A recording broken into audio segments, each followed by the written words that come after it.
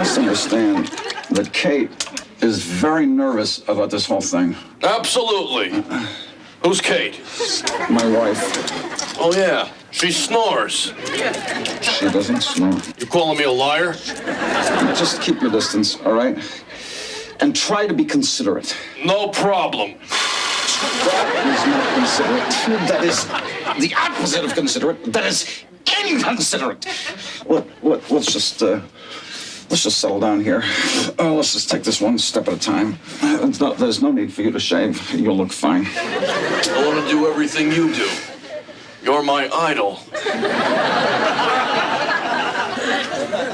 Okay.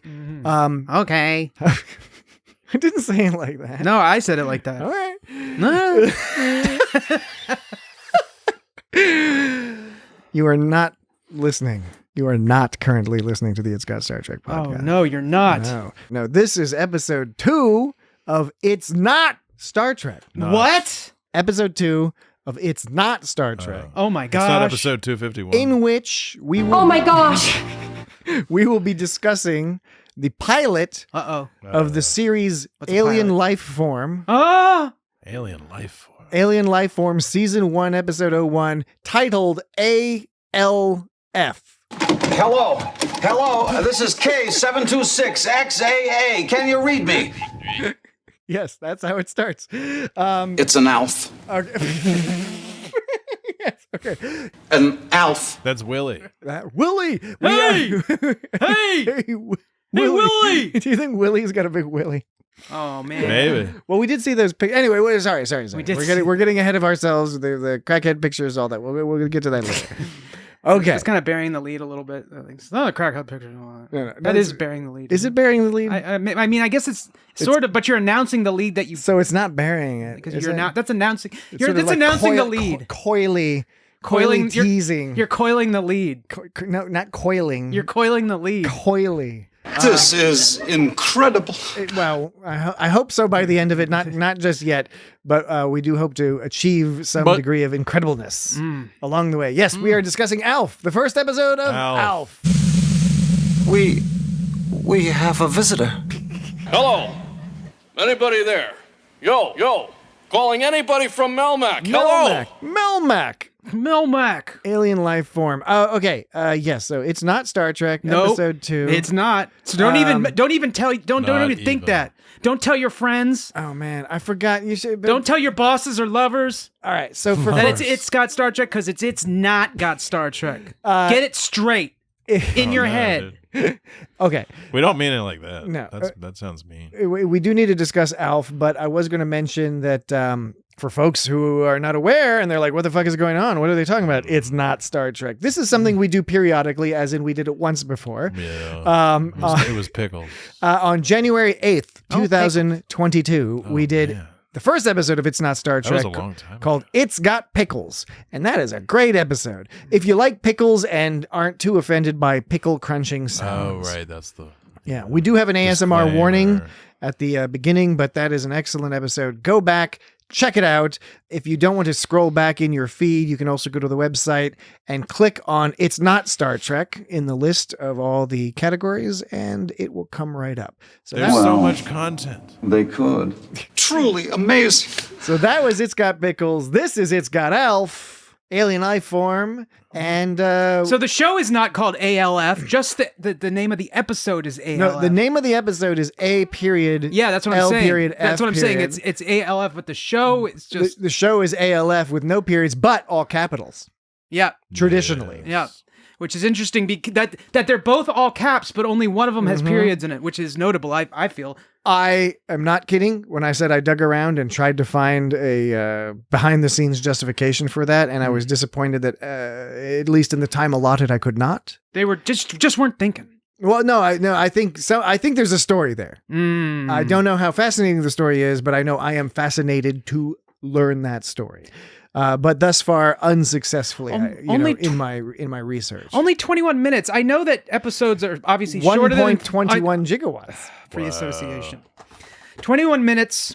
I know that shows are generally, they're generally less than 30 minutes, but I don't remember TV shows quite being that short. I thought they were more like 23, 24 minutes. Some of them. Yeah. Yeah. No, it's they squeeze a lot of commercials in there. You Yeah, know? you sure It seemed do. like they had more commercials on ALF than because I'm pretty sure Simpsons and stuff, or at least back in the day, weren't Yeah. they 22 minutes? I thought they were at least 23. Bob's Burgers and stuff. It feels like they're 22 Yeah. minutes, or maybe it's like 21:30 or something. I don't know. Who knows? It's probably about the same somewhere by maybe Did you a know minute or two. there's apparently an unaired original pilot? What's a pilot? You turned the tables on me. You did the thing that I did the did, thing and then that you you did it. usually- See, I you- usually yeah. say when Patrick says Generally, that's your pilot, I go, "What's a non-sequitur." pilot?" Because it's a Yeah. quote from Pulp Fiction. And then we mention it's a quote from Pulp Fiction. Yeah, and so wow. And then I'll say something. That's a stream of consciousness, and you'll say stream of consciousness. Right. Zed's dead. Damn. Yeah. Even though it's not necessarily stream of consciousness. I think when somebody says 21, if you say 1.21 gigawatts. I said free association. Oh yeah, you did say free association. Yeah. Never mind. That was a straw man. That was an unintentional straw man where I invented an argument you weren't making, and I attacked that argument. My You apologies. talking to me? I am ALF. Oh, You commented on the fact that I commented on your free association. yeah, but you were commenting on anyway. Okay, this is getting a little too meta. Yeah, too meta. So Alien life form. So yeah, it's ALF. ALF. The Tanner family is having an ordinary life until late that night a UFO crashes into their garage, leaving them with a UFO. being from another world. Sorry. It's just you said UFO. I said UFO. Now you said UFO. Okay, well I'll have to listen to that back because I don't recall It's saying charming. UFO. I kind of want to call them UFOs now. Well, you should It do that. sounded nice. So the original unaired pilot is the Tanner family is having the Tanner family is having an ordinary life until late that night a UFO crashes in their garage, leaving them with a being from another world. This one is called Alien Life Form Gordon Shumway crash lands into the garage of the Tanner family. The Tanners call him ALF, decide to keep his presence a secret so that the U.S. government will not take away the space being and subject him to experiments. It's basically the same episode. Apparently, the pilot, the original unaired pilot is from April 1st. They aired. It just says April 1st, 2022, whatever that means. I guess that's air date. I guess Maybe it's an aired it. April Fool's joke.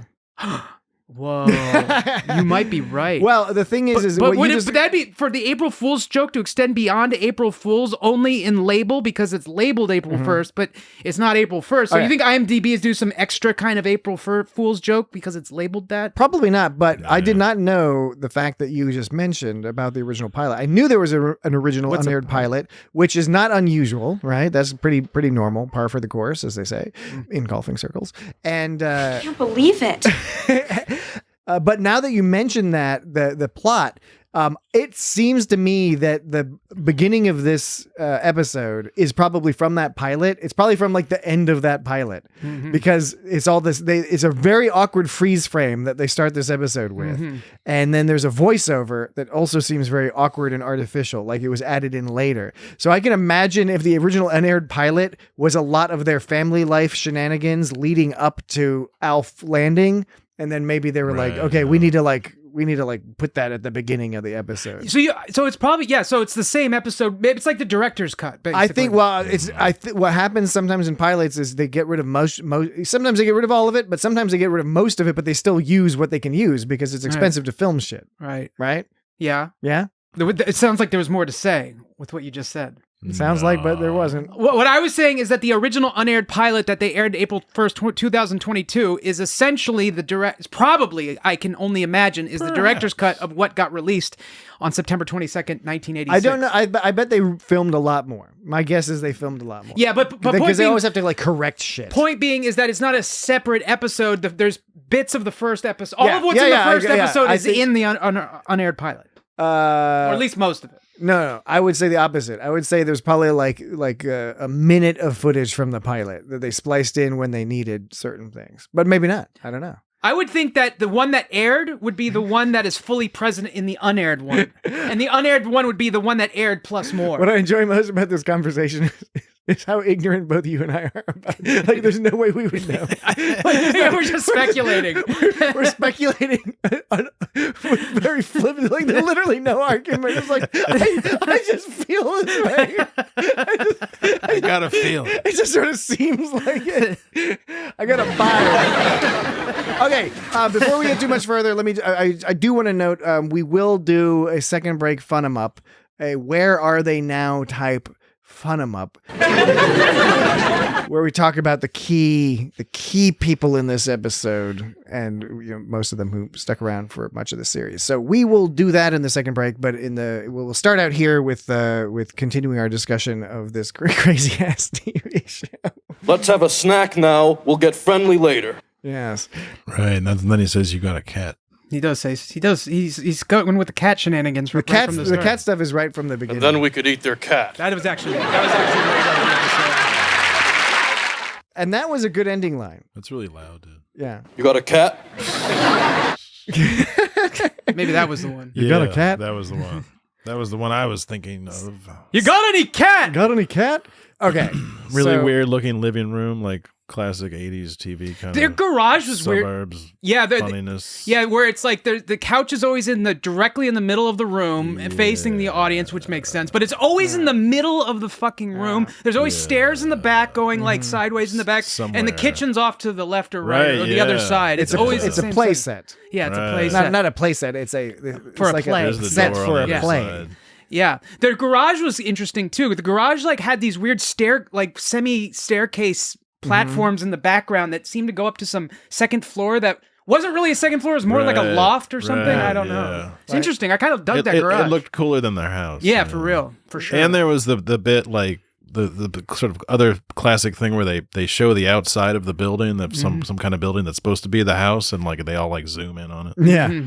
They did that on like Golden Girls too. Did that on a lot, like pretty much all. Like of lots of lots. Well, of old TV. this was of the era where they just mastered the art of sitcom making, and it was just very formulaic. Yeah. And so one, I think, side effect of creating a formula is they've like, okay, here's the perfect formula for how you do these shows. So now, in order to have the shows differentiate from each other, the premises have to become increasingly absurd and ridiculous, right? And so there's an alien. there's an alien who looks like a puppet and just speaks English he's a perfectly puppet. and makes jokes about not getting jokes, but clearly understands the concept of the jokes. If you catch me, you know. Well, he knew some like classic lines. He knew this one. Hello, read my lips. He knew that one. Well, exactly. And somehow he knew this one too. Cross my heart. He knew that one too. Yeah. So he knows, and at the end he was talking some joke about a droid and a cranble at the end. Yeah. Right. Some Well, that part we didn't know. We don't know what a cramble is. Yeah, we don't know No what a idea. cramble is. So he knows our stuff, but we don't know. Yeah, we don't his know stuff. they're his stuff. It's not fair. It's not a two-way street. I don't feel like he would have. You think he did studying? I mean, I guess he got close enough to Earth to crash into it, so he must have done some studying. But I feel like it was an accident. He didn't mean to crash into Earth. At least in the confines of this episode, we're not provided enough information to sort of We're not develop- provided enough information as to how develop it like Alf. sort of a theory. I mean, it's funny because when people joke about like, when you like over analyze like Star Trek or something, it's like in the end it's a TV show, dude. Like have some fun with it, and like we got to hit that mark a lot earlier with ALF. I think. Well, the thing, okay. So the thing is that I know we're a little all over the place here, but the thing that's what's sort of inconsistent about it is the episode starts with Willie being like, and then he's hearing something, and then he turns on the audio. He's got like shortwave radio. Yeah, and then you hear Paul Fusco, ALF, being all like, blar, blar, blar, blar, blar, narfle, narfle, marfle, marf, blarf, blarf. Interesting concept. So he's speaking an alien language, but then when he crashes, then he can speak English. And I think, and tell me if you think I'm wrong here, but I got the impression that we were supposed to understand that ALF learned English like in that sort of like when he was like coming in and out of consciousness and overhearing them talking about needles. Right. He like that was like when he learned English. Maybe. I don't know. Maybe I'm giving it a little too much credit.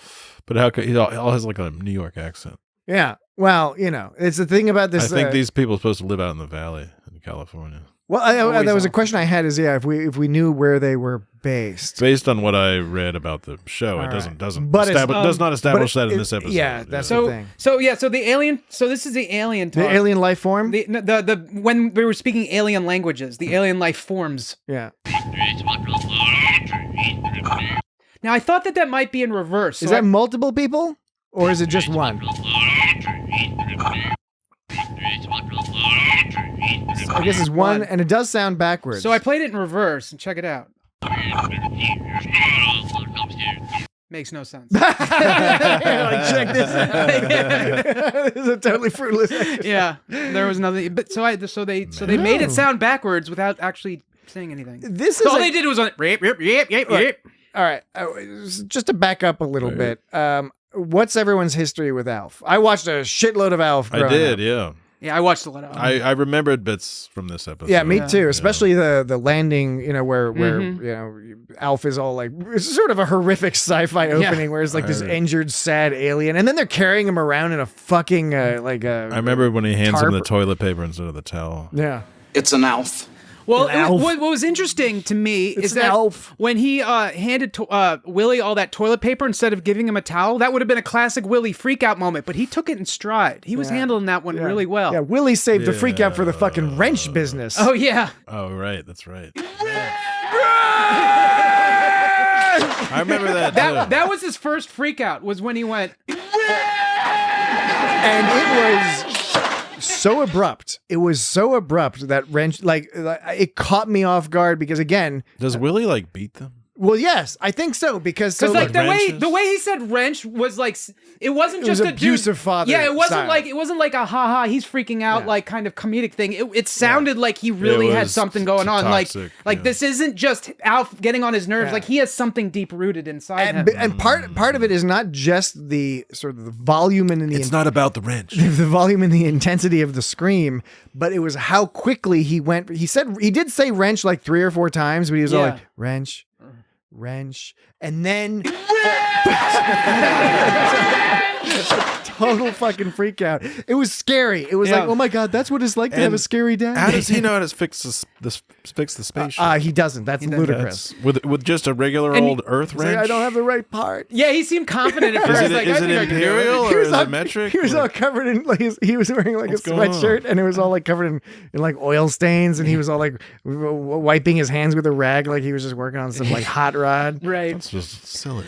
But I will say, before Alf came, Willie shocked himself at the very beginning of the episode on his equipment, and he didn't lose his shit then either, though. So you could make an argument that Alf is particularly aggravating. Aggravating, but the wrench shit, I think, is evidence that that's always been deep rooted in there. And then I guess the wrench was a freak out, and then here's his official freak out. This was actually, I think, before the toilet paper situation. That is not considerate. That is the opposite of considerate. That is inconsiderate. Yeah. Let's just. You can see he's like really freaking out there too.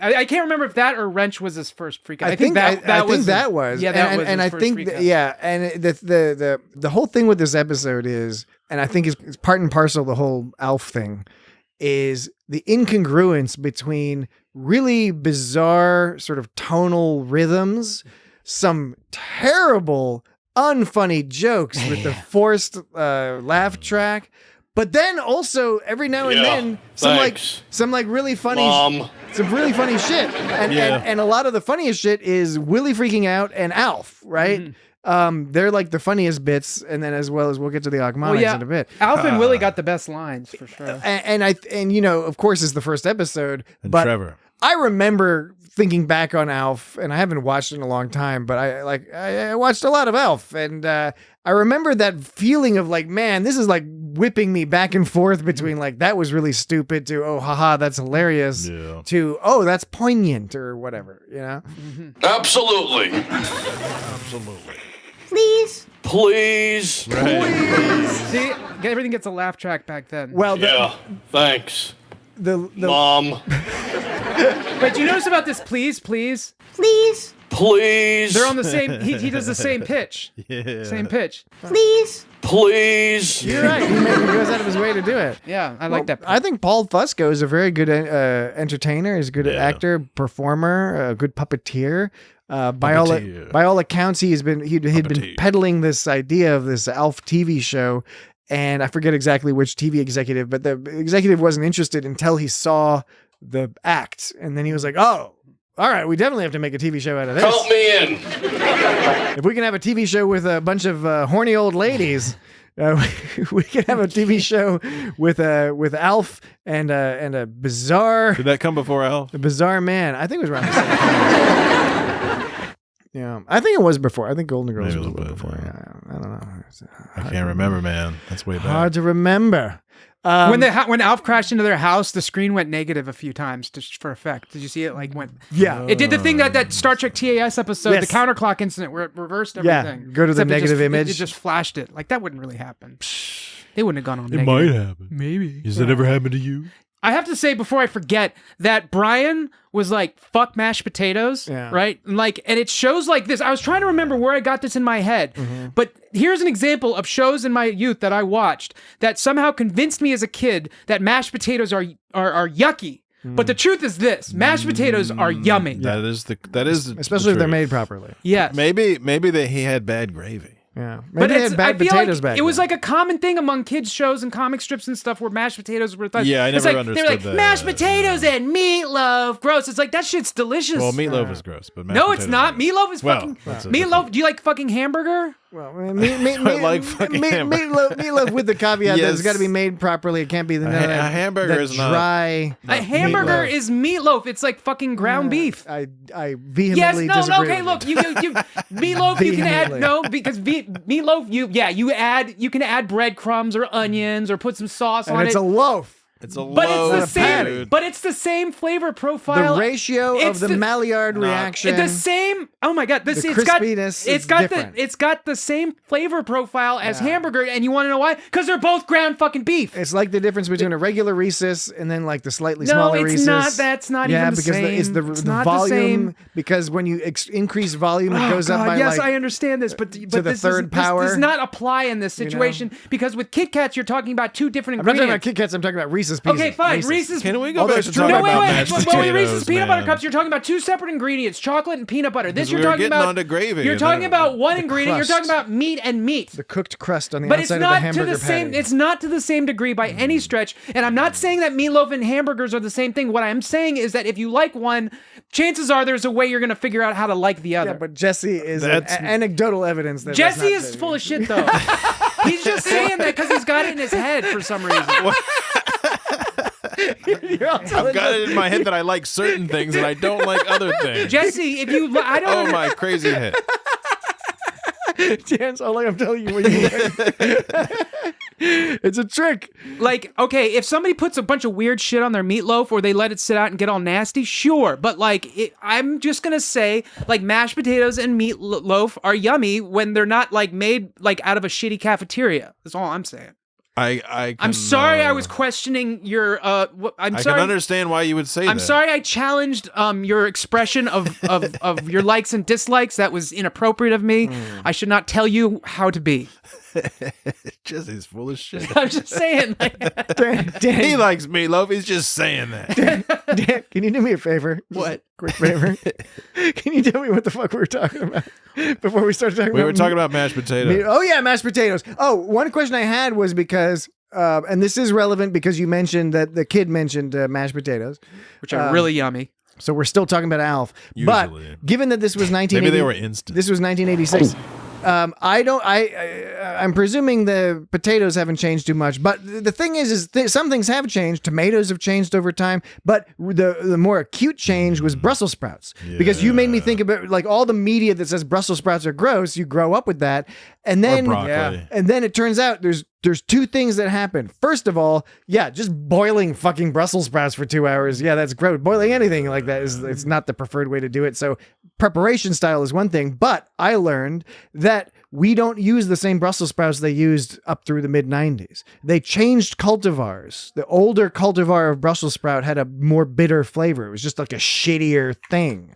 And then they came up with a new Brussels sprout that you put a little fucking truffle oil on it, cut in half, roasted up in the oven, and that's just delicious. So they made like sweeter Brussels sprouts. I don't know. What? But well, yeah, I'm just saying it's an example Yeah, of how no, I media can. It took me a long time to even try those, even though they looked good, they smelled good, and I was like, that. But my TV told me to Brussels sprouts is some bullshit. I agree with you. I was like shocked when I finally had some Brussels sprouts, some decent Brussels sprouts. They were delicious. I love Brussels. They're some of my favorite vegetables. Yeah, now. they're really good. Oh, I still have not grown onto lima beans yet, but maybe I just haven't had them right. No, nothing against lima beans. If there's anybody out there who likes lima beans, good on you. But yeah, they're kind of like a ridiculous bean. It's hairy. You know, I'm a baked beans kind of guy. I like baked beans or black beans. Black beans are fine. I like them in context with the I like things that laser go with If I it. want something sugary, I'll have baked beans. But if I want something like with rice, I'll probably have like black beans. Rice is good. All right. We always end up talking about food for Yeah. some reason. Even though Well, it's not Believe Star it. Trek. So. now, am I given to understand? Am I correct in understanding that Alf would prefer to eat a cat, but in Or a can. lieu of a cat, he would eat a can of cat food? And that, No, just the can, I think. I think it was a can of cat food. And he ate the whole can. An alien being has come to live with us and eat our cans and snack on our cat. See, he said eat our can. She said eat our cans. Yeah, well, because there was a line with him talking about eating a can of cat food. I thought he was just eating But the I thought it was can. referring to the cat food, but it did sound when you're right, when she says that. There's another mystery in this show. Well, there's sorry, my volume is. I'm doing a quick text search. Chimey. And it appears that you're coming up empty because you're getting that little goofy chime. No, I was on the wrong thing. But yeah, I was coming up He was empty pushing because I was the on wrong the wrong button. thing. Can I look? Can I talk? No. And eating her can, she wasn't talking about. She wasn't. Yeah, You're she talking wasn't about speaking in a vulgar. That wasn't a fashion. slang term. Yeah. Mm-hmm. I should hope not. She doesn't speak like that. She's She's such a nice lady. She's a well. She's Kate Tanner. Yes. Nice lady. Yeah. Great hair. There was a line in here. Can we? Okay. How about a cat? Okay. He goes. No cat eating. Not in this house. All right. He goes. How about a cat food can? Yeah. I could use the roughage. Okay. Right. And it's interesting. They didn't say All can. right. They didn't say, Interesting. and they didn't say can of cat food because that would be proper. Except if you think of can of cat food, you actually think of the contents of the cat. No, food I can. would interpret what Specifically- you said as the can. Yeah, it was. He was eating. He was so it's either eat cats and not cat food, but cans. So they eat cats and metal. So Eat cat. But beyond this they eat- episode, he's just eating whatever they got. They eat He's just cat. eating all They that eat cat food. steak with a side of metal salad. So I don't know. I'm still a little perplexed by it because I think it's just. I won't say bad writing. I would say maybe misdirected. sort of lazy, like confusing. well, he doesn't like cats, so he eats their cans of their food. It was like, yeah, if he has no access to cat, give him a can of what? And then he's drinking beer at one point. It should be like a No, squirrel. no cat eating. Not in this house.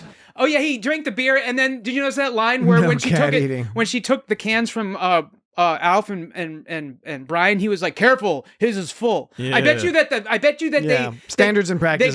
They got a note back from the Standards and studio. The practices. studio sent him a note that said like, "Hey, you got to make everyone knows that kid didn't drink any beer." You know. But it's perfectly fine. No, I'm okay with it. No, but it's perfectly no. I'm saying it's perfectly fine as far as the studio is concerned. If the father is an abusive, temper-filled, or he has a temper tantrum, And he the lets father- his What was that, Jesse? lets his kid hang out with an alien.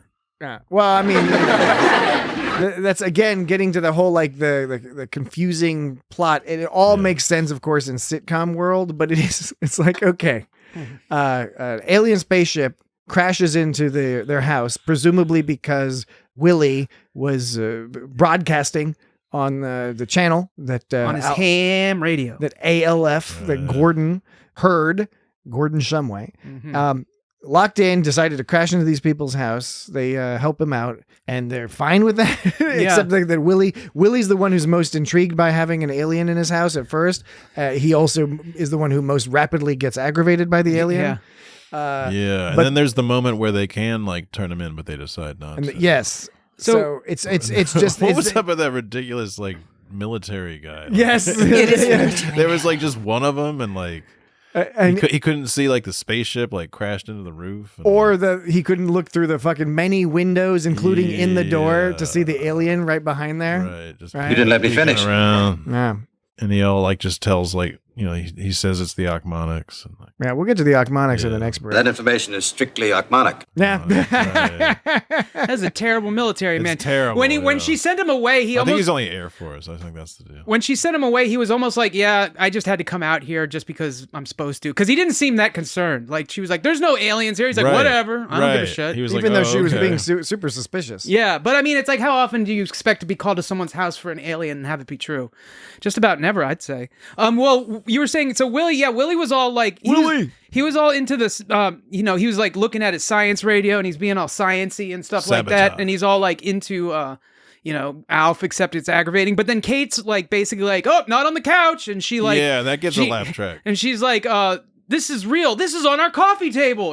She's like worried about the couch, the coffee table, basically ALF like mussing up the house in general. Yeah. Drinking all their beer. So she's all worried about the house. And then Willie's all like the one like thinking about the scientific ramifications. So that was like very kind of 80s. That's pretty, 80s kind of That's thing. pretty terrible. Yeah.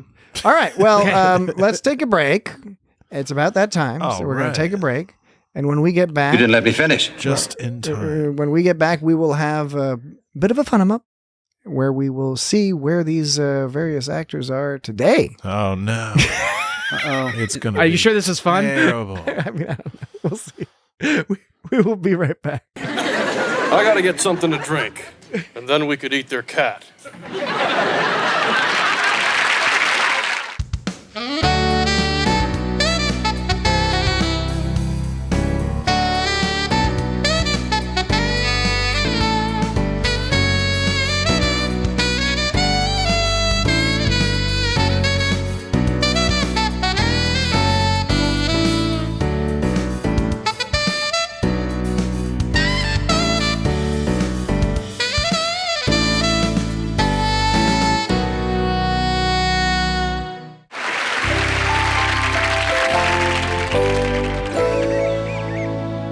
Hi, we're back. Hey, how's it going? It's 1986. All right. The Soviet Union is in free fall collapse, but we don't know it. We don't know it yet. Absolutely. Ronald Reagan his mind is melting, and he is still in charge for some reason. We don't know it yet either. I guess you'll just have to love me for as long as it lasts. And it will last a long time. Alrighty, so I did a little bit of research on all of these actors. Well, people are probably most aware of the Willie's yeah. Max Well, Wright no, situation. let's The do Willie it. We're gonna do it. situation. We're gonna do this in order. And granted, this is subjective because I put this together, but I put this in my order of least crazy to most crazy, and we're gonna see where Max Wright falls on that. And we're just gonna go through the 9, and you'll have to. I'm not gonna tell you who they are. We'll go through the 9 main characters in this episode. Ball's in your court. The first question I'll ask you is, out of the 9, how many do you think are still alive? 8. 8. All right. Dan says 8 out Well, of 9. wait, 9. Wait. First, we got to think of the 9. There's Willie. There's Brian. There's Lynn. There's Kate. There's Fusco. There's the guy. There's the guy who was in the ALF suit. Doing great so far. There's the Mr. and Mrs. Achmonic. That's right. I'm up to 8. Does Lucky count? Yes. Okay, so I'm gonna adjust that. I'm gonna say. Wait a second. You said you got them all. You got them all. Yeah, you said originally 9. I'm not counting the military guy. Who cares? Okay, Who yeah, gives but a you're fuck saying about out of that guy? 9. So I'm gonna say. Oh God, he's doing this thing. 3, 4. I'm gonna say out of 9, there are 4 left alive. All right, good. And since you were spending so much time thinking about it, I think Jesse's just been looking up people. Yeah, Jesse, you don't get the answer, Jesse. You've been looking at your phone. I'm not looking it up. I'm just looking at the names of the people. All right, so you said 4 out of 9. I'm looking at the names of the characters. Jesse, do you have a guess how many are alive? Dan says 4. Oh, wait a second. 4 out of the Actually, 9. wait. Actually, I actually take that back. I take that back. All right, Dan is taking it back. We're going to temporarily delay. I say like maybe 2. Wait. Or 3. I'm sorry, 3. Jesse says 2. Now he says 3. I'm saying 3. Dan is counting and making grunting noises. Yeah, 4. I go 4. All right. 4. What'd you say, Jesse? Jesse says 3. I said 3. Dan says 4. Because the Fusco guy is still alive, and probably the 2 women. We'll figure it out along the way. So, first up, the person who I thought had the sort of least controversy, least craziness in their life was John LaMotta, who played Trevor Achmonic. He was born January 8th, 1939, died January 29th, 2014 at the age of 75. By all accounts, had a nice life. Died, old man. He kind of looked like an old man here. Yeah. Even though he lived long past that. So there. Yeah. Next up, Liz Sheridan. Oh, right, yeah. Who played Raquel Achmonic. Achmonic. Sounds like a typo. She was born April 10th. Also on Seinfeld. Yes, April 10th, 1929. So she was 10 years older than Trevor Achmanek. She died April 15th, 2022 at the age of 93. Is there such a thing as a cross between a kangaroo and an aardvark? She had a storied career, a massive career Totally. in Hollywood, across television, all sorts of other stuff. And as you said, Jesse, she's perhaps most famous as playing Seinfeld's mom. Totally. She was also really close friends with Elizabeth Montgomery, and they were so close that people called them Dizzy and Lizzie. I couldn't figure out who was Dizzy and that's who was funny. Lizzie. That's what makes it funny. Well, Elizabeth Well, Montgomery. isn't Liz Sheridan Lizzie? Well, yeah, but Elizabeth. Oh, shit. Is I'm also, sorry. they're both Elizabeth, right? And so I don't know, but like Elizabeth Montgomery is fantastic. And for those who haven't seen Bewitched, it's available all sorts of places. Check it out. It's really good, especially the early one. And the theme song goes like.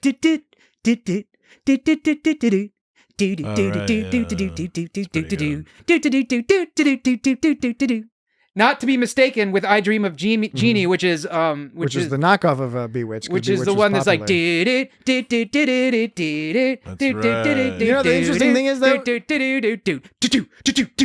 they're using the same notes. They're just putting them in a different order. Isn't that all of music? It's fucked up.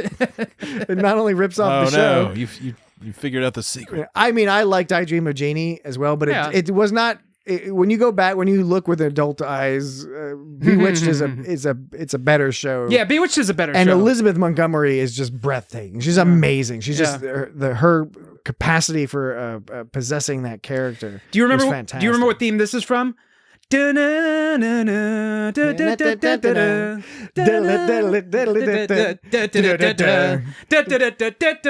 Yeah, of course. Oh wait, didn't I just sing that? I think you did. Okay. Oh, are you just making fun of me? You no, were I'm just- not making fun of you. No, what? Well, oh no, this one. What's this song? What's this song? No, this song. I think I just sang that one from before. Hey Jesse, I think Dan's got a whole new feature. we should be saving this for our Patreon. Dan's do. What's this from? My Three Sons. Yeah, you got it. Of Wow. course, I got 3 notes. Yeah, that's I like this impressive. game. Nick No, at Night. Seriously, let's do this on Patreon. Let's do Okay. a full Nick at version Night, of baby. that because that's kind of awesome. Did you say Naked Night, Jesse? Nick at Night. Nick I want to watch Naked Night. Nickelodeon at I want night. to watch Naked Night where everyone's naked. All right. That's silly, dude. Anyway, back at the ALF.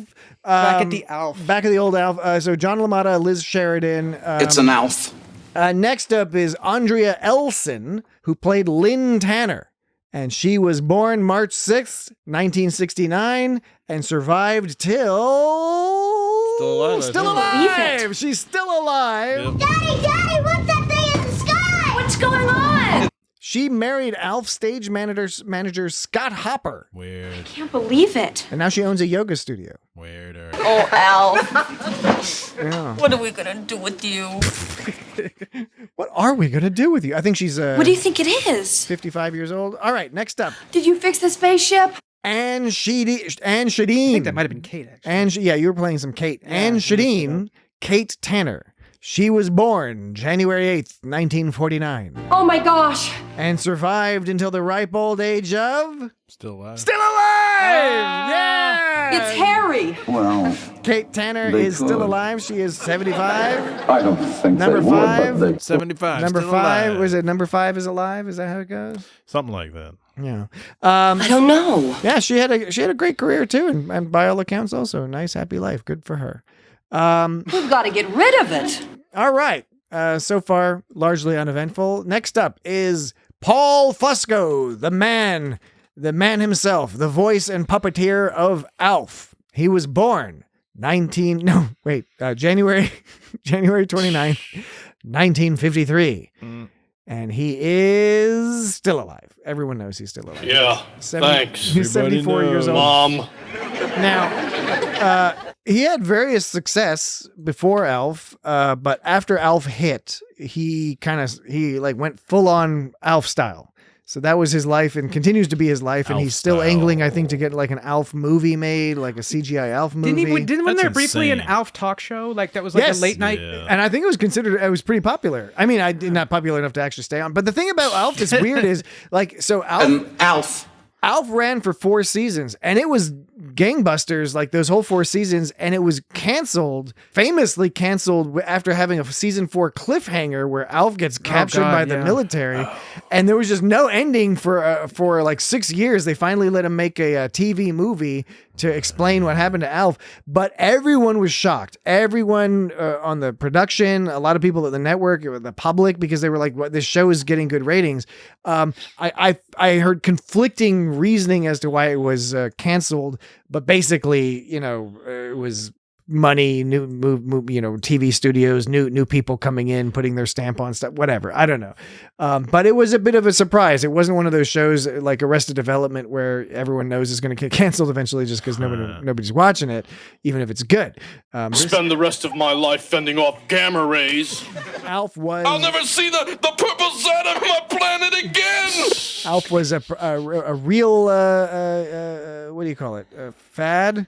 But like the good version of He was really in the zeitgeist. Yes. Zeitgeist. He was in the hell yeah. Zeitgeist. German for time ghost. Totally. Or Hello! Spirits. Read my lips! spirit of the times. But literally time ghost. So they weren't okay. So I remember that like last episode of season 4 was horribly depressing. Yes. And it was unfinished. Now I assume like he was supposed to get saved in the next season, and they were just going to keep going from several more seasons after that. Presumably. Yeah. Several more seasons. So they really picked the worst possible time they could have canceled the show. Famously. Like, maybe another time we'll do the last episode. Aside from if that was part 1 of a 2-parter series finale and they just didn't air part 2, like that's probably the worst way they did it. Pretty lame, No, and it was because they left him in such a precarious situation. It's the reverse of what happens here, basically, in a sense. But anyway, yeah. So that's Paul Fusco. He's still kicking. He's still promoting ALF. Still trying to do ALF stuff. He's 74 years old. How about fixing my spaceship? Good for him. All right. Now we're working our way down the list. Benji Gregory, Brian Tanner. Born. What if he wants to take ALF away? Born May 26th, 1978.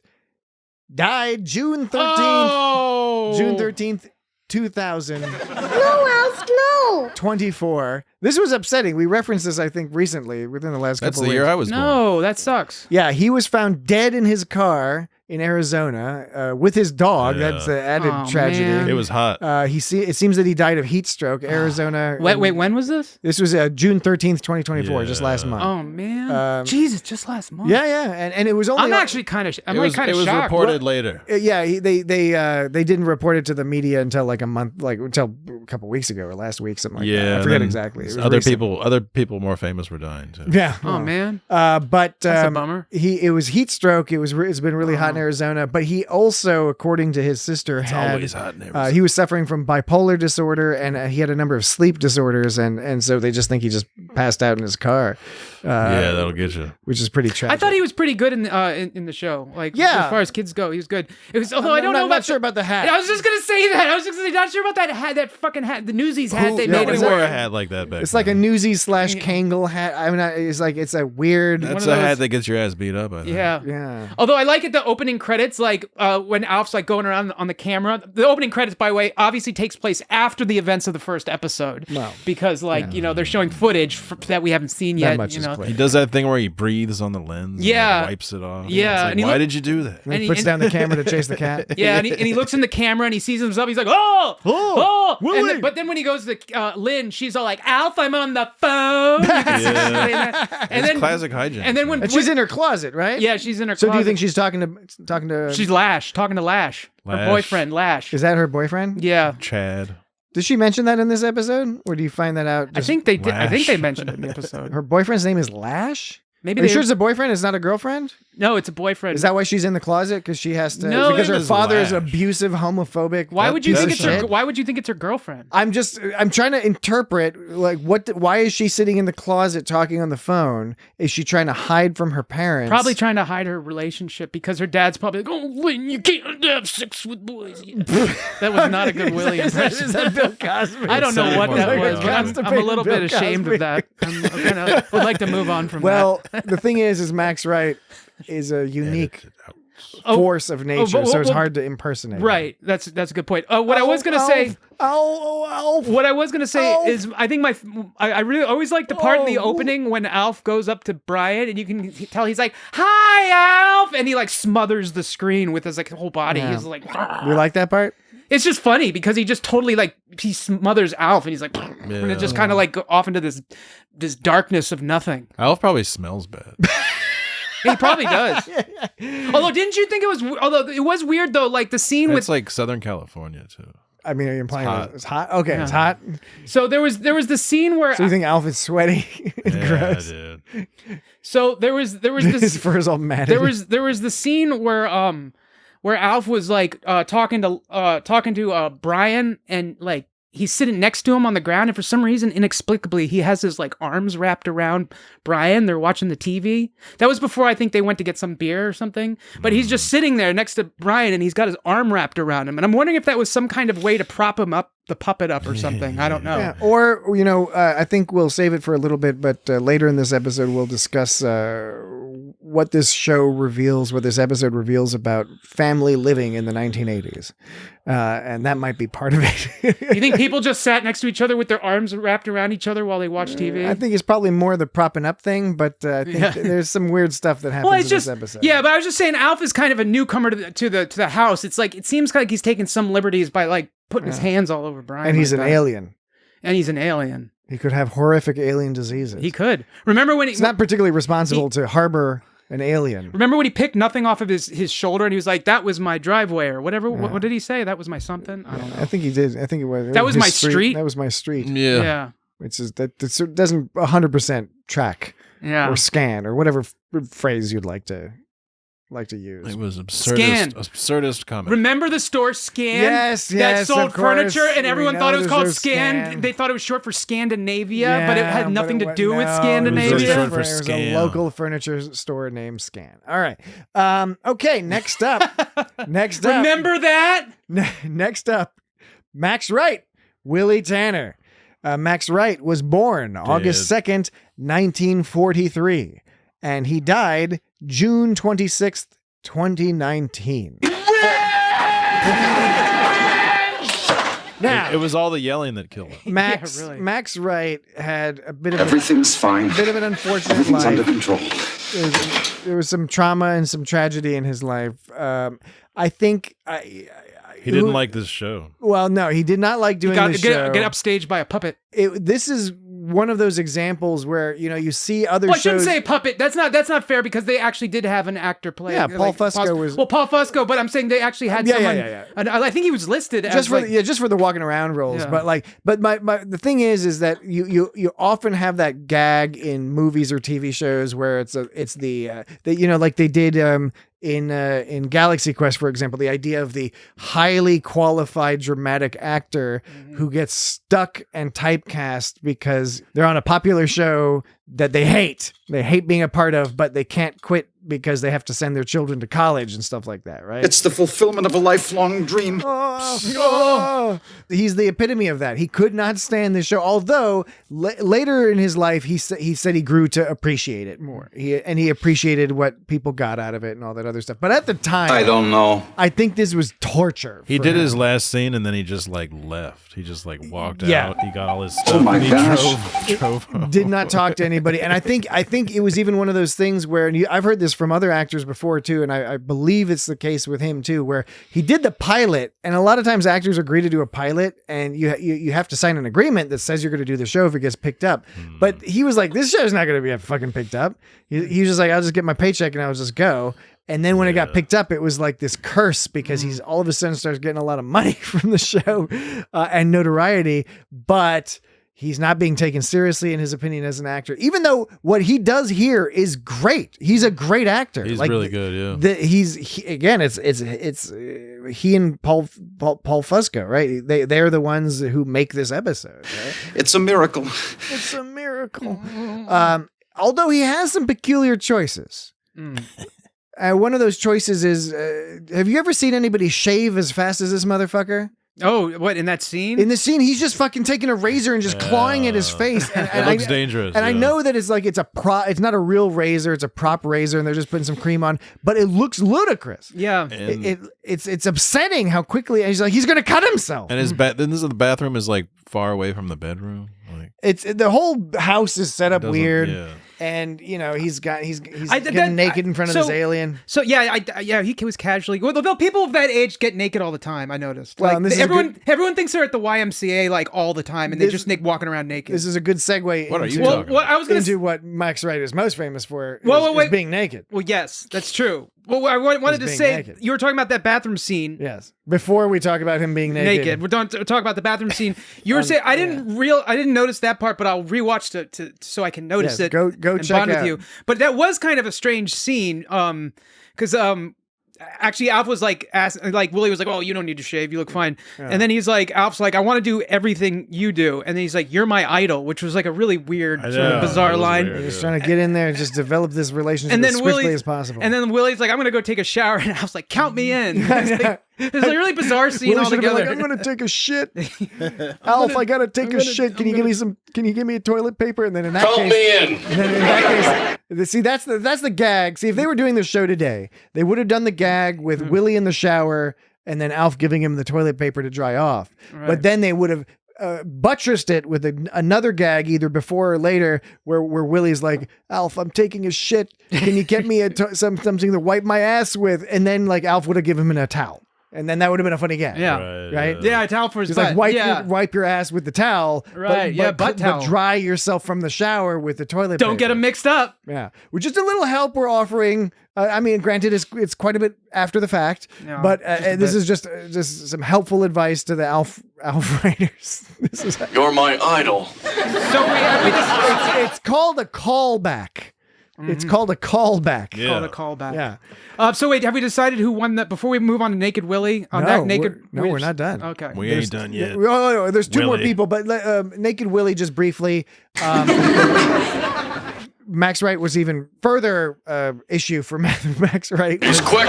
I'll give him that. Was when in the National Enquirer they got pictures of him sitting on a couch with some naked dudes, and he was naked, and they were all smoking crack out of crack pipes, Crack cocaine. Chief O'Brien.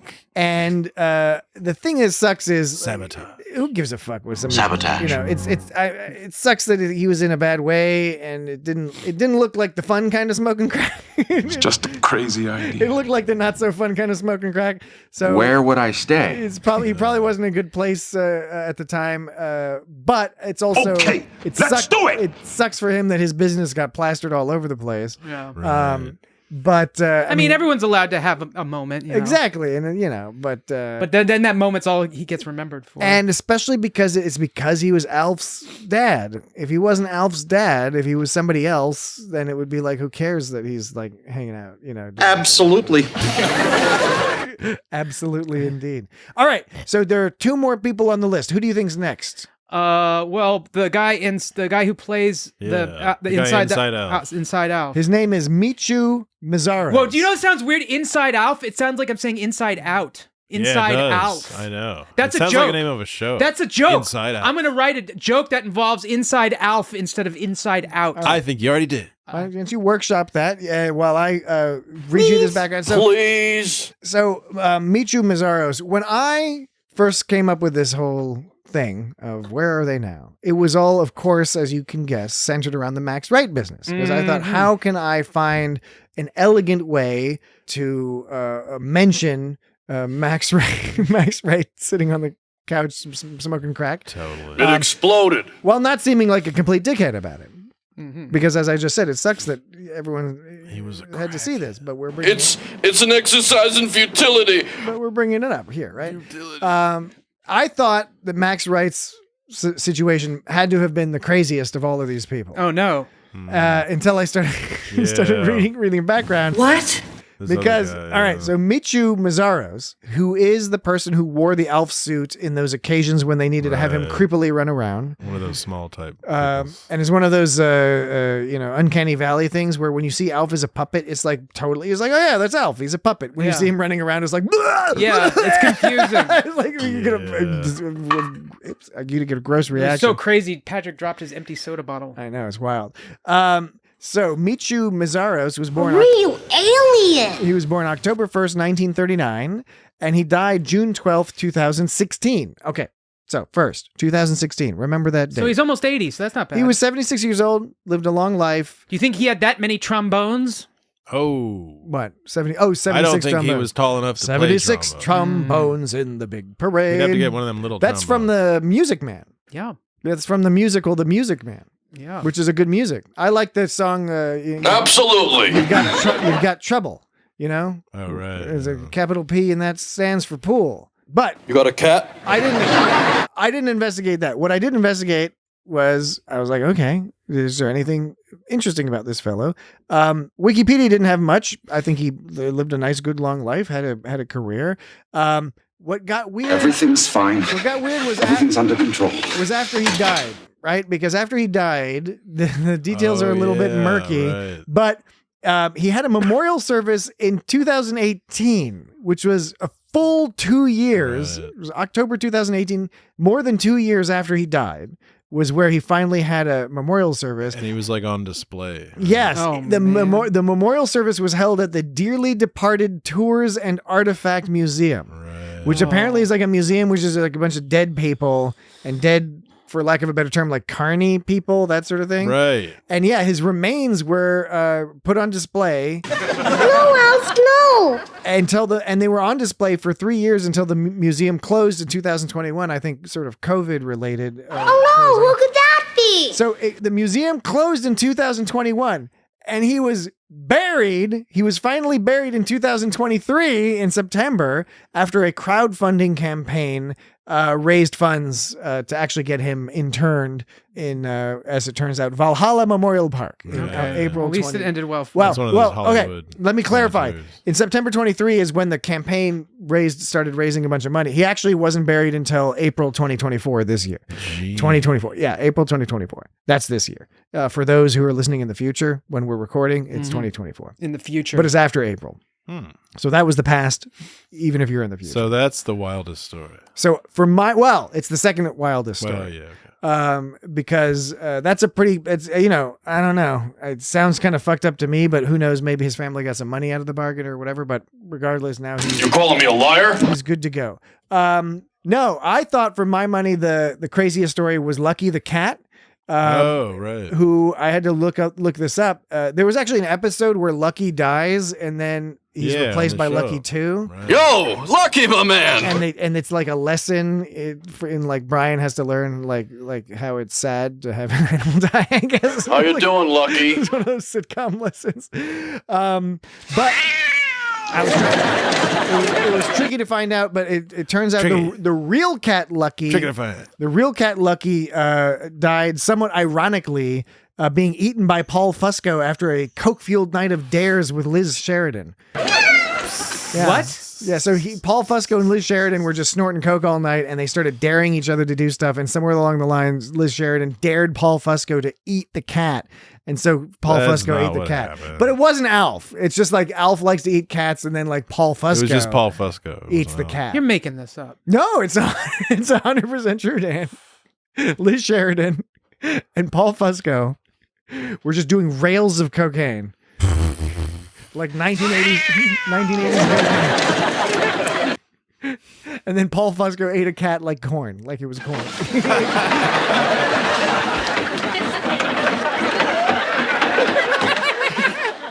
he tore into a cat, and just like it was like a corn on the cob. Of course you were joking.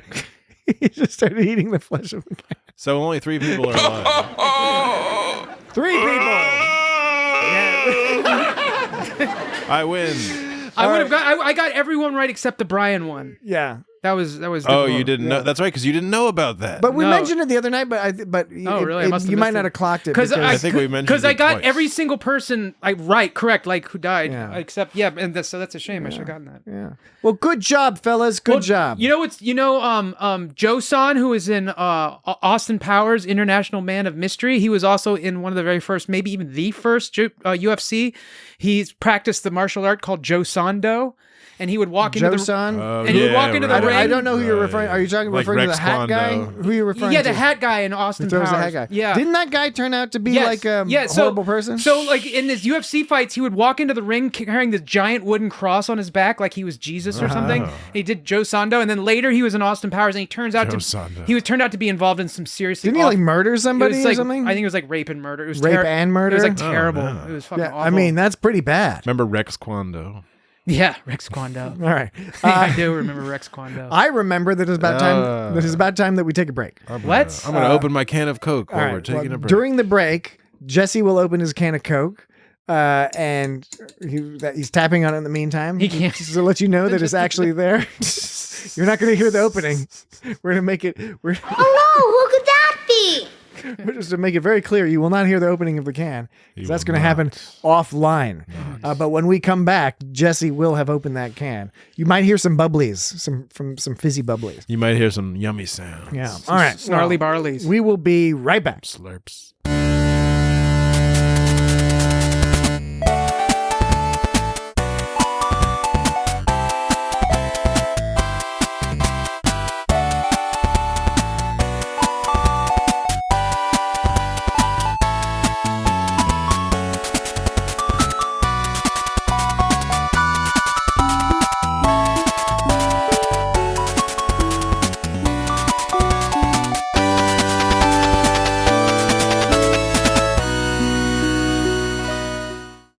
Open the fucking can.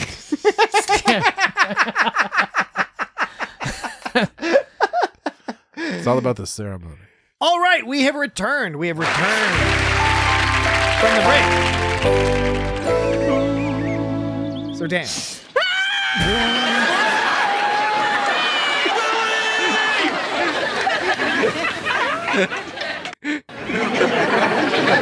See, that was a good.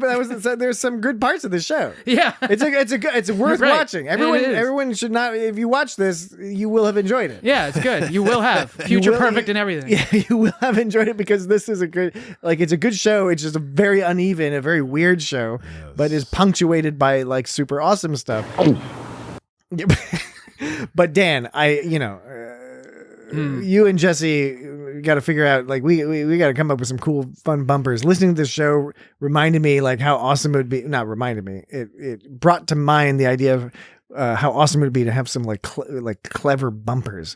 Like bumper stickers? No, audio bumpers for when we go to break and come back from break. Because right now we got the transporter sound. You're like half a transporter sound, which is fine. It does the trick. But man, wouldn't it be cool if we had some jingly ass piano, like do do do. I don't know, just like what you were just playing. It's great. Right. It's like that. We don't have this anymore. It is most things I like about modern TV better than this old style. But I do find the charm in the jingly. And even bits. old Star Trek.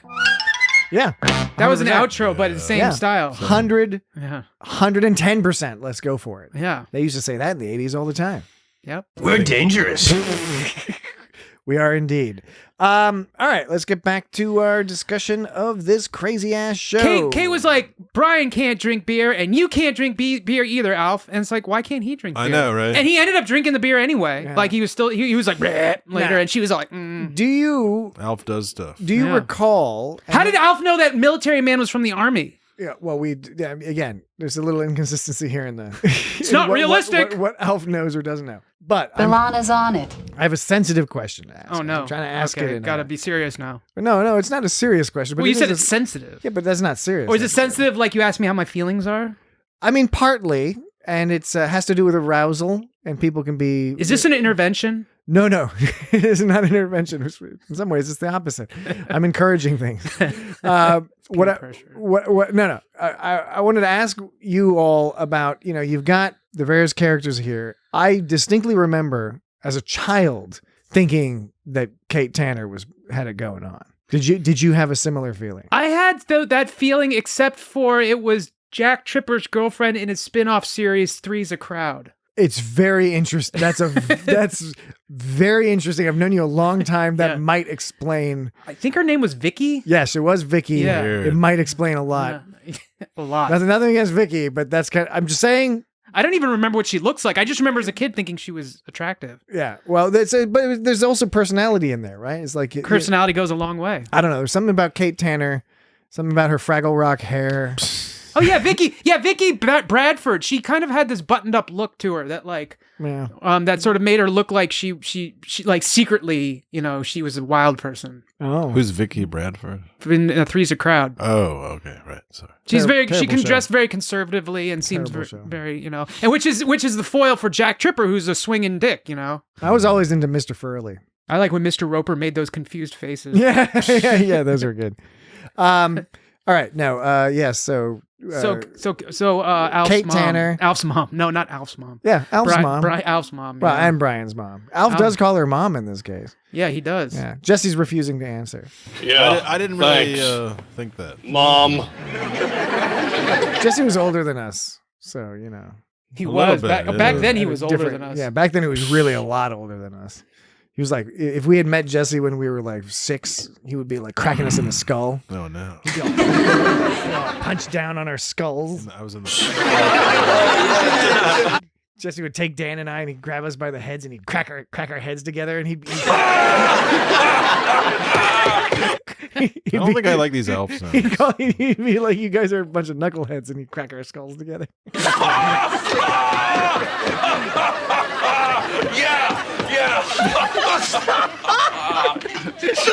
All right, so maybe it's just me who's into Kate Tanner. Well, every time I try to say something, this guy plays some shit. So like, right into feedback at itsgotstartrek.com. Please. Feedback at itsgotstartrek.com. Subject line: Kate Tanner has got it going on, or some alternative.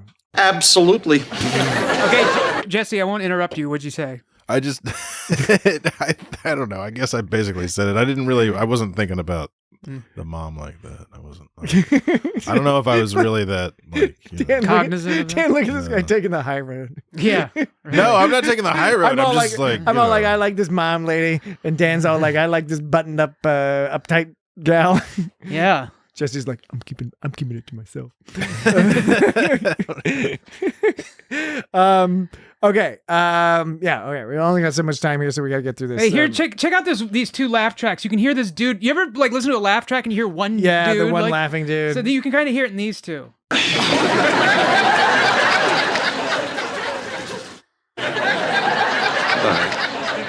You can kind of hear some guy in the background going.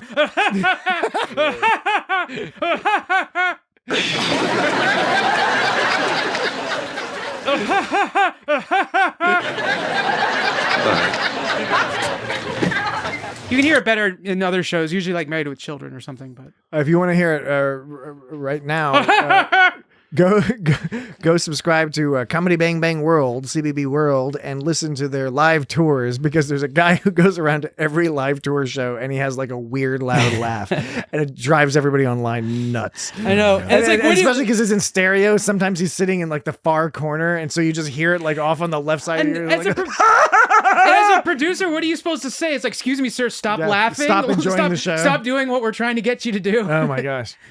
ALF's hair movement is really good. Mm-hmm. That's one of the things, and it's kind of like Conan O'Brien's hair. In a yes, way. But the puppet is great. The puppeteering, the acting by Paul Fusco, it all comes together well. But then every now and then they add a little bit of flair, and one thing they do is they accentuate the direction and movement of ALF's tuft of hair, his Conan O'Brien little thing, and where it's most acute in this episode, and I think most well performed, is when ALF is in bed with Kate.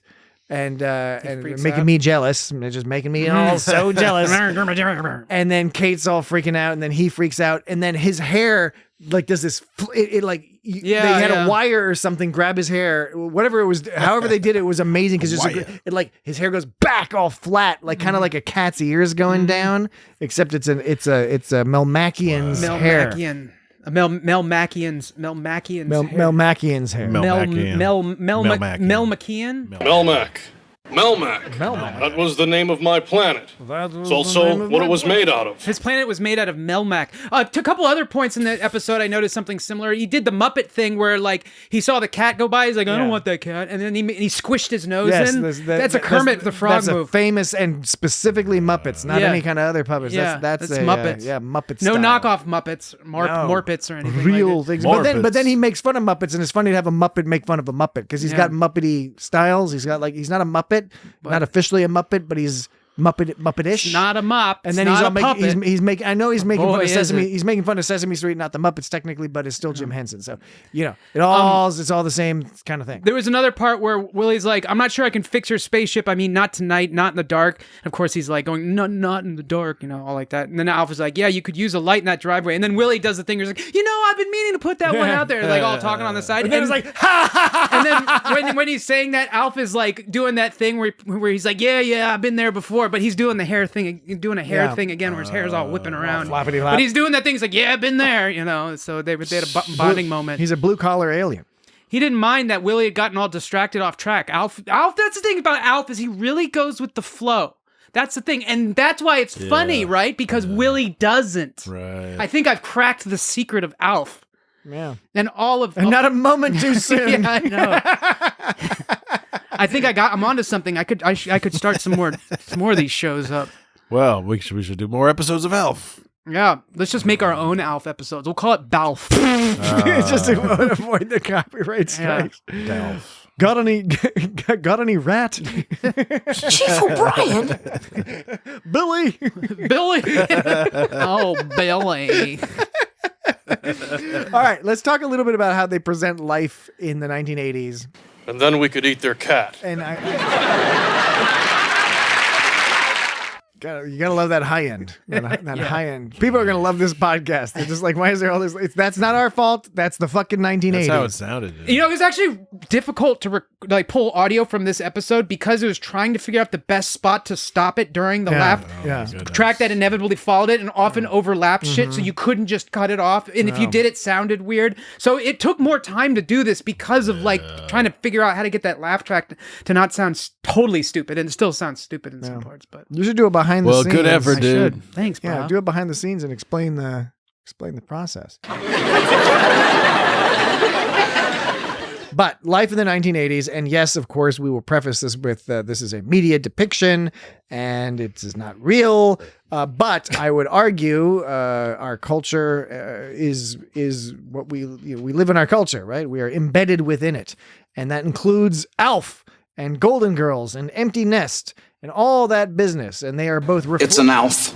And these television programs are both reflections of our culture and drivers of our culture. Okay, I first of all, I don't know that many people outside of our age range are really going to remember Empty Nest. ALF I would understand, but Empty Nest was a good show. I like Empty Nest. I tossed it in there to provide some measure of authenticity. What about Coach? More people will know Coach, but I don't know. I didn't really like Coach that much. I watched it.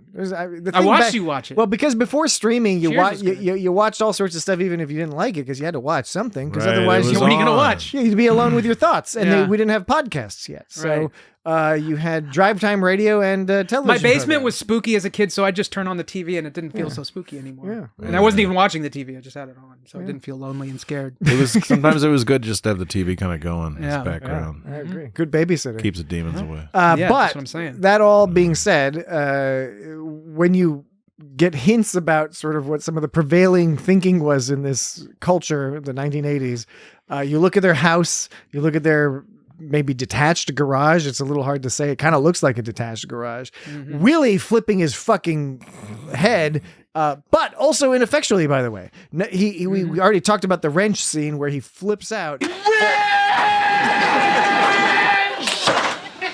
He gets his wrench, but his daughter's like... She's not even phased. She's not even phased. She's like, sorry, Dad. Hey, sorry, I'm used to living with an abusive father. What am I going to do? So that's normal. And there's a lot of stuff throughout this episode that's just kind of odd, like with the mom saying oh yeah, no food before dinner, no sodas. Right. And I'm not saying people don't do that nowadays, but I don't know. It was just, I was raised in the 80s, and my house wasn't like that. No, I couldn't have soda. And we all knew places where everyone had their house rules and stuff. we weren't allowed to have sugary cereals. Yeah, I couldn't really do that either. Yeah, but then like Willie's got a train set. And, Alf was playing with that train set. And a ham radio set and all these other hobbies, which you could take as an indicator of a failed marriage, that he's having problems in his marriage, right. some sort of frustrations. Right. Because- Finding any reason to escape into That's why his he's yelling room. so much. or alternatively, he's Kate is just fed up with him and is like, get out of my fucking house. I just don't want to look at you. So like, she bankrolls his stuff because it's not clear exactly what the financial situation is, but their house is pretty big. But they've got that thing going that they always had in the 80s sitcoms where when you go to the front door, they have all these strategically placed like bushes and plants so that you can't tell that there's only like, 4 feet in front of the door. Right. The camera's all super tight on the guy, Right. so you can't see around like the fake bush behind him. Yeah, for some reason I keep thinking of Married with Children, where exactly you open the door, same. there was like a wall right there. It could have been the same set. It literally could have been the same set here. It's almost the same set. Pretty Married with much. Children just like has more wood paneling and slightly smaller because they were blue collar as opposed to whatever this. I don't know. I remember that Fresh house Prince. being kind of like that. Those rooms all those rooms always looked huge. Well, There's like you said, they're playrooms. But they're all the same set. Bill Cosby had the same set. Hanging with Mr. Cooper. My mind was blown in the Cosby Show when I learned where the dining room was in that show. It's like, isn't it like in the living room? You go back to that door in the living, or is it the door behind the kitchen? Or which? Well, no, the door behind the kitchen leads up the other side of the stairs. I thought it was between the kitchen and the living room. So the living room has stairs upstairs, and then the kitchen I think has stairs that go to the other end of the upstairs, and then in the living room off to the back left, that's where their dining room is. That blew my mind as much as when TNG I learned that the conference room was behind the bridge. Yeah, as opposed to the ready room, and then there's like bathrooms. Which the ready and room? Then the ready room is in the lower right hand corner. Oh yeah, that's Picard's ready room. Yeah, and then there's like the turbo lift to the battle bridge. Oh yeah, but they never talk about that shit in the show, do they? Well, they go to the battle bridge, and they go through that door sometime, maybe once. Wait, I thought this wasn't It's Got Star Trek. No, this isn't. That was just a slight aside. Okay. We do that on It's Got Star Trek too. Oh, you're right. We're talking about Star Trek, and then suddenly for some reason we're talking about ALF. Oh, yeah. That's why we're doing this. Yeah. It's not Star Trek. But yeah, I don't know. There's a few things like that, like the strictness and like just the family setup, the daughter hiding in the closet. It's like, Alf, I'm on the phone. We're joking and being comedic about it in some ways, but in other ways, some would argue we're not being that comedic about it. There's a bit of a sinisterness to this that I don't think was intended, but it certainly comes across in the family dynamic. Are you getting some like American Beauty sort of vibes or something? Yeah, but it's not on purpose. Nobody was making a point. The point is being made because it's inadvertent. It's infused. It's got the vibes. They're infusing the family dynamic with the real family dynamics they were experiencing at the time, I guess. Just keep your distance, all right? The brushing of the teeth, the weird shaving. The brushing of the teeth. I don't know. Just go back and watch the episode with the idea that this is there's an implied horror. abusive, It's like a horror movie. It's kind of like I think I've mentioned this before. But a lot of folks know the movie What About Bob? What About Bob is a great movie. A lot of people are like, oh yes, it's a great comedy. It's not a comedy. It's like a horror movie. If you go watch What About Bob, understanding that it's filmed like a horror movie, they could probably recut it like that. That'd be interesting. I don't even think you need to recut it. We'll change the music around. I don't think you need to change the music. The music and the producers. The thing about What About Bob is a fantastic movie, but that music always dates it so much for me because it's like. For me, it's the horror music, right? Because you know the movie with the Nicole Kidman where she plays the reporter. Is that the one where they have this song that's like, I saw you something on the evening news? It's all like, it's got Joaquin Phoenix. It's easy Why money. can't I fucking remember this movie? Kick them on the up, kick them on the down, kick them on the up, kick them on down. Anyway, I apologize for not remembering the movie. Is that the one where she's in front of the car with the headlights and she's like dancing, like flinging her skirt around? Yeah, it's Joaquin Phoenix, it's Nicole Kidman. It's a very good movie. Is it from like the 90s? What the hell are you guys talking about? It's a movie. My brain keeps wanting to say Death Becomes Her, but it's not Death Becomes Her. It's driving me nuts. Dan's going to look it up for us. To Die For. To Die For. Thank you. I saw you moving on the evening news. Look, the reason why I bring it up is To Die For is it's got Matt Dillon too. Yes, it is, and Casey Affleck. It is unquestionably that is set up as a thriller, right? That's an intense thriller movie, psychological thriller. It's very interesting. Same producer, same music guy, I think. As What About Bob? Like, and when you watch What About Bob and To Die For back to back, you see similarities in the structure. It's a different story, but there's a vibe there. Go back, watch What About Bob. It's a horror movie. And it's hilarious. What about Bob? But it's a horror movie. What about Bob? ALF, I think you could do the same.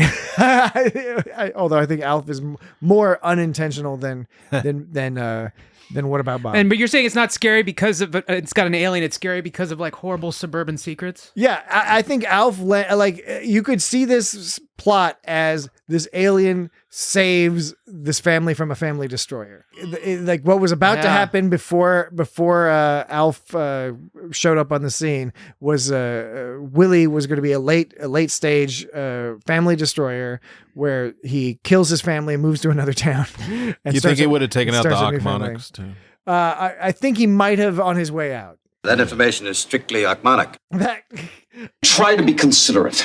Achmonics. Let's talk about the Achmonics. Liz You got a Sheridan. cat? Oh, another thing before you were talking about trains. Alf, Oh, yeah, the trains. Alf also another thing Alf knew somehow. He knew all the lyrics to Proud Mary. He was all singing that song. Yeah. He knew all the lyrics to it so quickly. It is puzzling. It's a great song. It is. It's Maybe just they interesting. have that song on Melmac. How would they get it out there? Do you think they put it in that thing that the planet Earth sends out to space? Yeah, maybe. The thing. The thing with all the Talking sounds? about Voyager 1 or Voyager 2?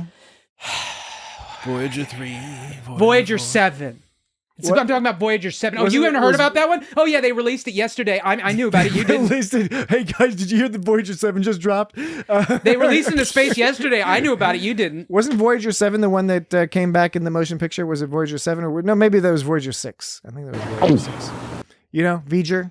You know, that whole Star Trek thing? Star Trek the motion picture? Yeah, I heard of that. All right. The Achmonics, great characters, great foils. You have to have that neighbor. They are ripping off the idea from the aforementioned Bewitched, because in Bewitched you had Gladys Kravitz until the actress died, and then like somebody else showed up.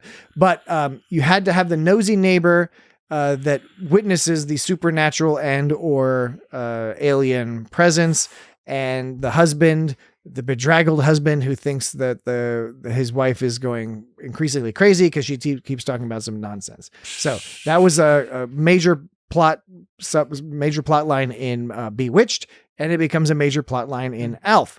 But you've got Liz Sheridan, who does a great job as Mrs. Achmonic, and her husband. He's good too.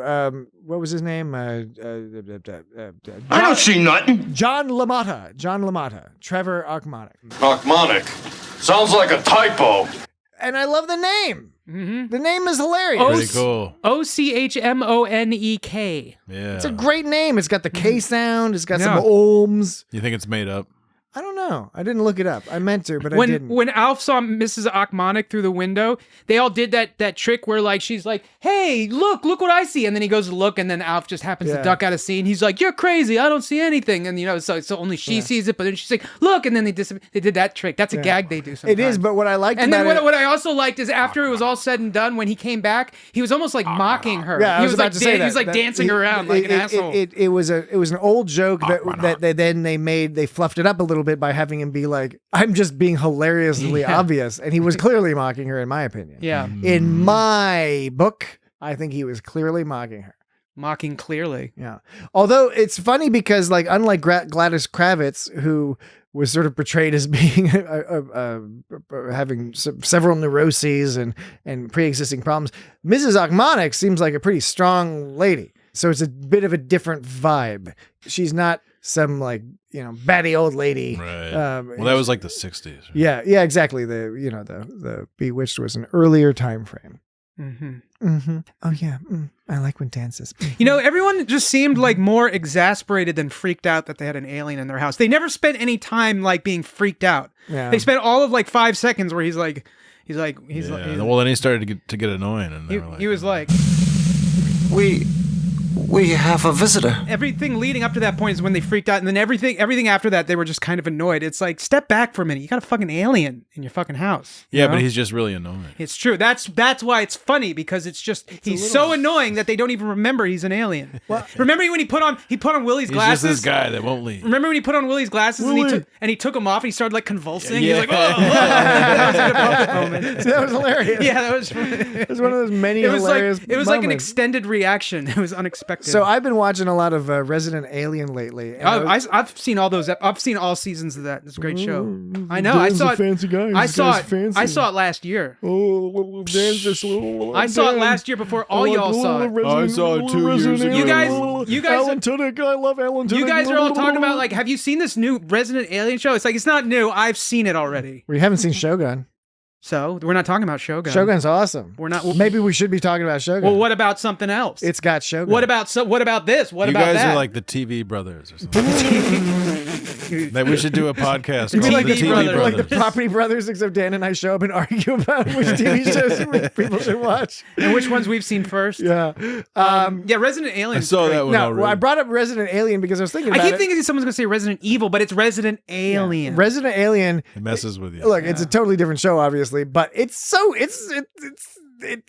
a lot of similarities, and part of what got me thinking about this is we're watching ALF, and ALF is so ridiculous and so absurd. They don't make any effort to try to explain anything or justify anything. No, why bother? And it's just everyone's motivations just seem random, just depending on what's funny in the scene. I get it.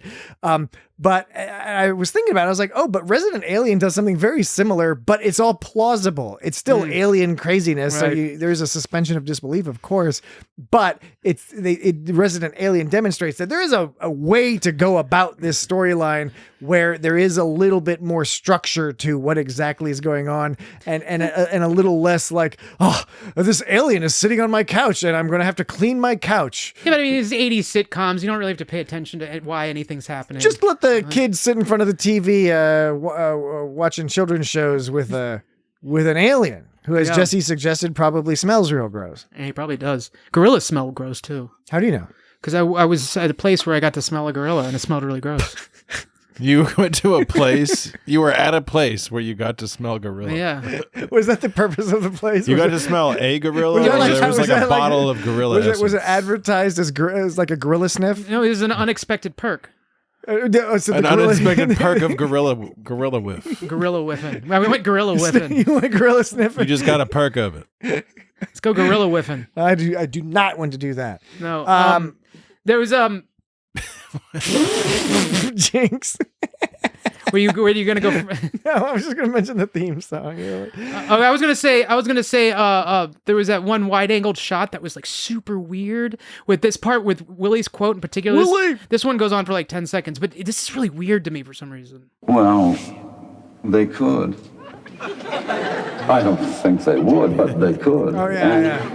They might. Putting his nose in. I know this is very exciting. Right at the end when he goes, but they might. Yeah. They might. There was almost a Shatner-esque but they might. reading right there. We mentioned the spaceship in the roof, a la Solar Opposites. It's again an absurdity that, like, especially that the army guy didn't notice the thing sticking out of the roof. But the theme music, I was going to mention that, and heck, I might even just play the theme music. Or they didn't know that it even landed. Because this theme music, it's like embedded in my brain. Yeah. But there's a certain sourness. There's some sort of like weirdness connected to it. I don't know what that is. I tend to agree. Yeah. But there's something where it's like both nostalgic, but with this tinge, this baggage of something else. And I don't know if it's just because Max Wright is goofy or what. Or he's a family destroyer. Yeah. It was averted. Da da da. Destruction averted. Boom, boom, bang, bang. It's funky. Listen to that bass. Pre-Seinfeld. I don't get it. Oh, you get it. Chief O'Brien? Sabotage. Now, Dan, earlier you reminded me that there was ALF, the animated series, and then it had a totally different And it's a pretty rockin' song, if I say so. Here it is, 1987. So ALF started 1986. They played Booyah Baseball. That's right. Gordon Shumway. And there's a fish. I don't think it was established this episode that his name is Gordon. I forgot about the premise. There's a bunch of cats. Oh, yeah. So he's going to harvest the cats to eat. The premise of this cartoon is that he's stealing cats. I don't think that's the premise. And he's harvesting. It's like a cat farm for food. I think it's just a slice of life kind of deal. But so ALF they're like in an alien world with other ALFs, other people who look like ALF, and the cats are at a restaurant, but the menu has cats on the menu. So the cats, like in this opening, the cats are at an ALF restaurant on Melmac or some Melmac colony, because Melmac is destroyed presumably. And they sit down at a table, and they open the menu, and the menu is all cat meat. But the cats are reading it, and they're all like, "Oh my god!" You got a cat? I told you what I thought it was, so I will accept your entry. It's not what I said. It was a slice. It's a slice of life kind of deal. Is that show? It's just a slice of life. Pie for me before bedtime. All right. It's just like, hey, Melmac. Hey, Melmac. But you have a very intriguing sort of premise to the show. I'm not sure what the hell he was talking I think it's a cat farm. I think he was farming cats. You're talking about the show? The show is weird because it was a bunch of cats singing. Yeah, well, that was just a bunch of cats singing just now. And ALF was playing the saxophone. Yeah. It exploded. What a peculiar just invention. Good on Paul Fusco. Good on Paul Fusco. Any final creator of ALF? Any final bits and bobs? Lest we I was reading about the show welcome. and it was interesting. It doesn't have much to do with this episode, but as the show goes on, they have interesting guest actors. Of various types. Ann Mira plays the mother of Kate, and Paul Dooley plays her husband. Paul Dooley, famous of Jim J. Obsidian Bullock. Order. Jim J. Bullock is on the show. David Ogden Steers. Oh, he was on TNG as well. Yeah. He played the guy who had to kill himself at 60. That's a bummer. That's a bummer, dude. We are not harboring any space creatures. No, and neither are we. I want to play this sound one more time. This Okay. other one I played earlier. All right. Complete silence. Well, they could. I don't think they would, but they could, and they might. I know this is very exciting. I don't think they would, but they might. But they might. They might. But he's like, but they might. And his acting. It's like you almost think he's done talking, but then he's like, but they might. His acting was really good in that. I didn't mean to mention this in that particular fisheye lens thing. In a fisheye lens. Remember that Lonely Island song? In a fisheye lens. In the what now? The other people. With the fisheye lens. The other What people were is a Lonely Island. Don't worry about it, Jesse. The other people were all making funny faces, and they're like, "Oh, this is a funny fisheye lens." But Max Wright was the only one to really act with his nose. He was really aware of where his nose was and how he was comically sticking it in the middle of the focal length of the business of the lens. Brilliant stuff, Max. I think he did more comedy prior to ALF. Yeah, well, he's a good. It's Harry. Good comedian. Heavy and hairy. It's heavy, it's hairy, and it talks.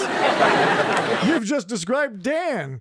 And I don't know what it's like on Mork or whatever planet you come from. Mork. Well, like who? Me? Wait a minute. Mork and Mindy. Did you just make fun of me, Patrick? No. You said something. Jesse, what did he say about me?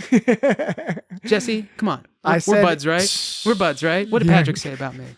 You just earlier in the podcast you said Jesse was full of shit. I apologize for that. I apologize. Like Willie, I have some anger management issues. Apparently. Wrench. But unlike Willie, I can apologize for my actions. Yes, exactly. What kind of wrench do you think he needed? He needed that kind of wrench. Yeah, because there's like he didn't specify. He didn't. But you could have various types of wrenches. There's all manner of wrenches, different size wrenches. He threw a wrench into this business. Maybe he only had brought one wrench with him, and so like Lynn knew exactly which one it was supposed to be. Yeah, but I still don't see how he's going to fix a spaceship like that. He couldn't. So. Why would a spaceship be using English units? Yeah, I know. That's a good point. Okay, all right. We've made a sufficient number of good points this week.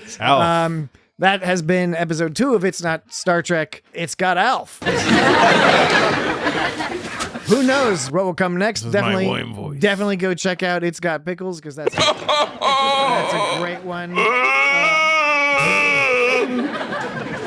Next week we'll get back to our regularly scheduled Star Trekking it up.